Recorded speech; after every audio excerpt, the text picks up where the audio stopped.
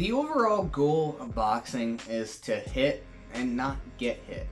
It might come as a surprise to some, but feints are a good resource for two things: landing shots and not getting hit. So we can already see why feints are used so heavily in the sport of boxing. And if you're not using them yet, after watching this video, I hope I convinced you to. Let's roll the intro, and we're going to dive right into it. Let's start with the fact that feints will help you land your shots. All warfare is based on deception. This comes from Sun Tzu in The Art of War. Guess what feints are? Deceptive actions. Using them correctly can get your opponent to open up where you want them to land the shots that you want to. If you think that boxing is just throwing combos, hoping that one of those punches lands, or hoping that one of those gets through and knocks your opponent out, then you got a lot to catch up on. We use certain tactics and certain punches to set up future shots that we want to land, and so that when those shots do land, they can land flush and they land hard. An example of this would be placing a hard body shot, a hard jab downstairs, getting your opponent to focus on the fact that that hurt and that landed. Then we break off, come back, you feint that shot downstairs, and hopefully if you earn the respect of your opponent from that first punch, they bring their hand down to block that.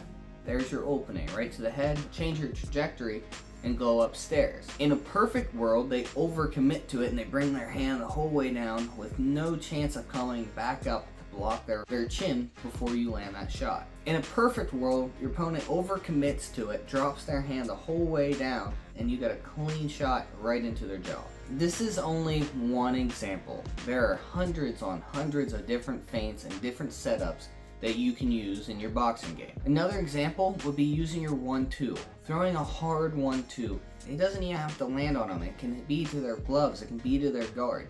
Just getting them comfortable with that shot coming in. Then once you see that they're reading that and they're catching your jab and they're rolling your 2 or slipping, then you know that you can adjust, throw that jab, fake the 2, and if they roll with it, that's a perfect opportunity to throw that lead hook right around the corner, smack them right in the nose. Alright guys, let's move on to what else feints can do, and this one is often overlooked. Let's be honest, nobody likes getting punched in the face. It's not something you can train for, it's not an enjoyable experience, it doesn't matter how often you get it. You can't brush off the sting of getting punched in the face. And let's go back to the fact that boxing is about not getting hit.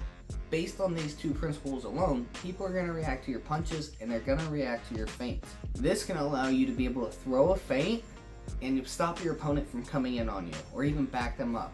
Ultimately, it's giving you a little bit of distance between you and your opponent, and that gives you a little bit of insurance to know, okay, they have to come all this way and I have time to read and react off of that. And if you like to counter, that's perfect. It gives you a little bit more time to read it and throw that counter back. Playing that outboxing game and keeping your opponent at bay allows you to stay out of the range of your opponent's punches and allows you to catch your breath in the moment that you need to. Now this is all assuming two things. One, that your opponent respects your punches. If you're hitting them with something that doesn't knock their head back, it doesn't really affect them, they're not going to respect them and they're going to walk right through them. So you need to land a clean, hard shot. Even if it's to their gloves, that's fine. Rock them a little bit, wake them up, and like, hey, you're in this now. Additionally, I need your feints to be believable. I need you to sell them. There is a sweet spot for the distance of your feints and the speed of your feints, and this varies from boxer to boxer depending on what you're trying to set up. But overall, if your opponent knows that it's a feint before you even fully finish it, they're not going to react off of it, and they could even use this opportunity against you. So to go full circle here and come back to what we were talking about, if you have good believable feints and your opponent respects your punches, then throwing those feints, maybe when you're on your back foot, you're backing up, you throw a feint, it'll stop them. Maybe you're coming forward and you want to push them back a little bit more to get them into a position that you want them in, throw a feint. Hopefully they react, jump back. They want distance, they want insurance because they don't want to get hit either. The last little point I want to hit here is that feints allow you not to be one-dimensional. This goes back to being deceptive. This is what makes boxing a science. This is what makes it a thinking man's sport. Using feints allow you to open up a whole nother aspect of your game. Would you rather have two options? Or would you rather have 3 or 4 options, or so on? Let's wrap this video up because you have training to get to, and so do I. To reiterate, feints allow you to hit and not get hit. It's important to drill these feints so that you can make them believable and so that you can sell them, so that you can use them.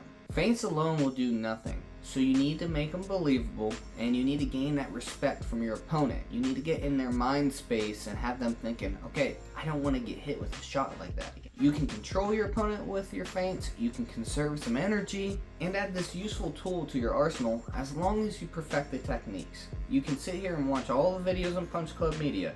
You can watch film studies. You can spar, you can hit the bag, you can hit mitts, but all of it will mean nothing if you don't drill these techniques over and over again to the point that you can't mess it up. Feel free to comment down below your thoughts on feints and let me know how you use them. Don't forget to like and subscribe to show the channel a little bit of support. And as always, ladies and gents, thanks for tuning in to Punch Club.